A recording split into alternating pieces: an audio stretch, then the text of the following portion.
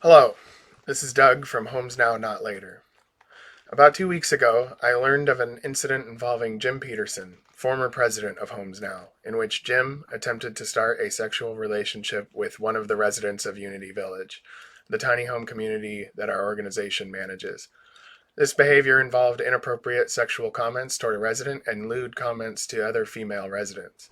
Rachel Duvall, former Vice-President of HomesNOW, informed me of this attempted relationship and indicated that the situation was already taken care of, and also that it wasn't considered sexual harassment because the attempted relationship was mutual. I was not satisfied with this answer because I did not have all the facts and I had more questions than answers. I chose to directly speak to the resident in order to get her side of the story of what happened. The resident in question was led on by Jim, being told that he and his wife Carol had decided to separate. Carol was unaware of this, and that Jim and the resident could start their relationship soon after the second camp was set up. Over time, the conversation steered toward more overt sexual comments and propositioning for sex. The resident also informed me that it was taken care of by 3 board members, Jim, Rachel, and Charlie, and that she was told that the entire board approved of the course of action, which was to have business as usual and to keep everything quiet, but that Jim and the resident would not contact each other anymore. Finding out that a decision was made on behalf of the entire board when only 3 board members were made aware of it,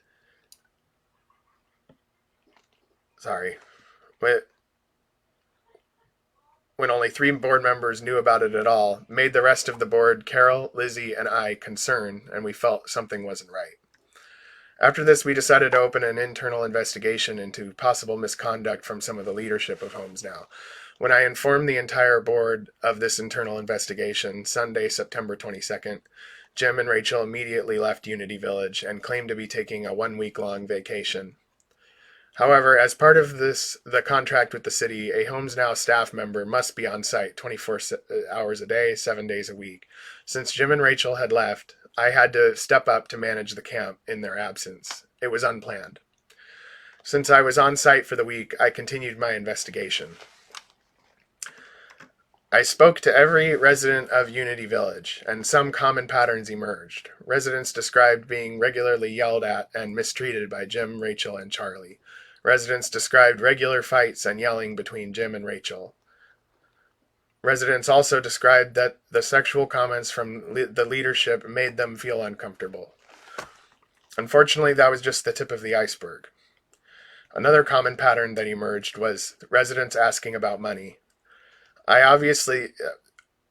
They were wondering if the money for this organization was spent wisely. I obviously thought so because for around $150,000, we were able to build 20 tiny homes and provide basic services for everyone. Residents provided information indicating that significant funds were spent on personal items for Jim and Rachel, including an array of bongs, cigarettes and tobacco, and marijuana purchases. Residents also stated that Jim and Rachel regularly enjoyed going to the casino for fun. Rachel claimed to not be aware of the misappropriation of funds, but had accompanied Jim at the casino and marijuana shops. When I was made aware of this information, I decided to check the bank statements to make sure that Homes Now money, your generous donations, were not spent on this type of activity. What I found was deeply disturbing. I found evidence of fraud. There was thousands of dollars of ATM withdrawals from marijuana shops and thousands of dollars of Homes Now money spent at the casino. The total damage is estimated to be around $8,000 in misspent funds in 2019. This is out of a total of around $150,000 in donations. Police Chief David Dahl, who we meet with weekly to discuss the operations of the camp, stopped by Unity Village during the first week I was staying here to ask what was going on, since he had heard that Jim and Rachel had left Unity Village and he didn't know why. I told him the facts, that I was doing an internal investigation, and told him about the financial fraud and the attempted sexual relationship with a resident. Chief Dahl informed me that at that point that my investigation was over and that they will have to open their own investigation into fraud regarding Jim. I turned over the evidence I had to the police. The police are now involved, and an investigation is active. This police investigation is occurring based on information obtained by the 3 remaining board members, myself, Lizzie, and Carol. After what was revealed by the evidence, Jim Peterson, Rachel Duvall, and Charlie Storrs were removed from the board of HomesNOW. They are no longer part of HomesNOW. Rachel and Charlie were removed from the board for mistreatment of the residents, yelling, throwing away belongings of residents, and demeaning language to the residents. Residents did not speak up sooner about these activities because they were afraid of losing their housing. As the managing organization, when you are running a tiny home community or homeless encampment, you are in a position of power over people who rely on you for their housing, whether you want to be or not. Not only is it gross misconduct to use donor funds on personal items, it's also a crime and a potential felony. In addition, if you are the managing organization, you also have to lead by example. Pursuing a sexual relationship with one of the residents at a community your organization is managing puts that resident in a vulnerable position because you are in a position to remove their housing if you end up having a personal problem with them later down the line. It is extremely unprofessional conduct and grounds for removal from the organization. This situation caught everybody off guard. The rest of the board, the volunteers, and the donors. Nobody expected that this type of activity would happen, especially from somebody like Jim, who co-founded this organization and brought so many people together who built this amazing community. A lot of good has been done. Jim did a good thing. This project would not exist without Jim's hard work, compassion, and dedication over the years. But these behaviors are inexcusable and grounds for removal from the organization. I have been here for over a week, and I and the rest of the board will continue to be here to facilitate stable operations until the situation is fully resolved and remedied.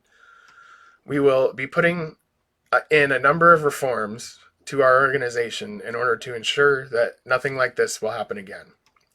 Number 1, bank statements on all transactions will be reviewed monthly. They will be signed and approved by at least 2 board members of the organization to ensure that no further funds will be misappropriated going into the future.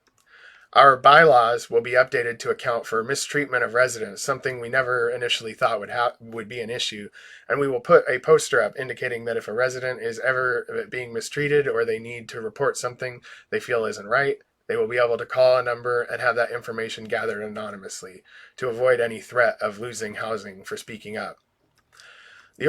Number 3, the organization will become more decentralized, and the residents of Unity Village and beyond will play a greater role in helping to shape the decision-making process of the organization going forward. Their input will help to influence policies of the organization. We hope that these reforms will address any concerns that the volunteers, donors, and members of the overall community might have had with HomesNOW going forward. The city of Bellingham has reassured us that they want Unity Village to continue because the model in general has been a success, and they are still on board with HomesNOW opening future sites. They have been supportive during this entire process. This is not the end of HomesNOW. This misconduct was caught early, revealed from an internal investigation by the board, and testimony from the residents themselves. We have an amazing opportunity to turn it into a massive positive force for the community. For anybody that wants to see for themselves how this organization is run on a day-to-day basis, feel free to stop by at Unity Village, located at 210 Mackenzie Avenue, Bellingham, Washington, 98225. Sorry, the train. Horrible timing. As always, we need your help, and we hope that you trust us as an organization has not been destroyed. It may have been easier to not bring this information to light at all, but it's important that people who run an organization are held accountable for their actions and that the problem is dealt with as quickly as possible so that we can all move forward and make progress. Whether you are a donor, a volunteer, a resident, or a public official, or an advocate for ending homelessness, if we all work together for common goals, we can achieve great things. As a final note, I wanted to read a letter written by the residents of Unity Village regarding this situation. We, the residents of Unity Village, would like it to be known that we discovered the initial impropriety by HomesNOW staff in our own diligence to run this community that we helped to build, our community. The first instance of wrongdoing was brought to the attention of the board as soon as possible, and an investigation by board members was begun. We were all very active in this investigation and continued successful running of the program.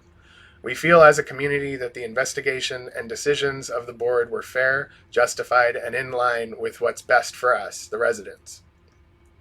We would also like to add that we have never felt more unified and stronger as a community. There is a renewed vitality and spirit of inclusion in the camp, and we are still more than confident that this model works and can be run successfully.